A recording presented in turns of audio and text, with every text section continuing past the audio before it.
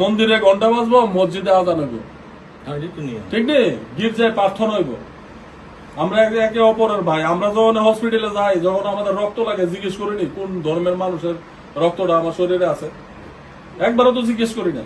Blood ব্যাংকে গিয়ে সেটা যার রক্ত পাই আমরা তার রক্ত দিই, কারণ আমরা মানুষ, আমরা মধ্যে কোনো আসলে কোনো ফাটলই নাই।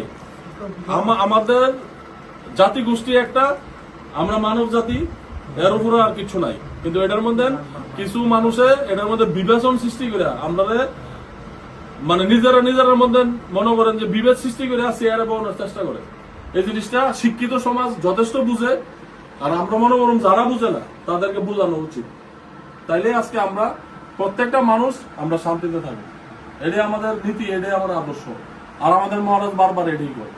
আপনারা দেখেন না, বিভিন্ন সময় যারাই সমস্যা হয়, এখানেই হোক যেখানেই হোক, প্রথম বার্তাটা আমাদের মহারাজই দেয়, শান্তির বার্তাটা। আমরা তো কেউ পাই না যে শান্তির বার্তা দেওয়ার মতন সেরকম আমরা নেতৃত্ব, লিডার আমরা তো দেখি না, কারণ রাজ্যের প্রত্যেকটা মানুষের দরদ বুঝে, হ্যাঁ, যে কারণে প্রথম বার্তাটা দেয়। তো আমরা ওই বার্তার সঙ্গে আছি। আপনারাও সবাই, আশা করি সবাই আপনারা বুঝেন, এখন যথেষ্ট বুঝ আছে। আমার গুরুজনেরা, আমার অভিভাবকরা আছেন, আপনারা যথেষ্ট বুঝেন না যে এমন না। তো সমাজ আপনারাই তৈরি করতে লাগবো, সমাজের শান্তি শৃঙ্খলা আপনারাই বজায় রাখতে লাগবে। যারা অশৃঙ্খলতা করবো তাদের বিরুদ্ধে সমাজ একসঙ্গে হয়ে প্রতিবাদ করতে লাগবে।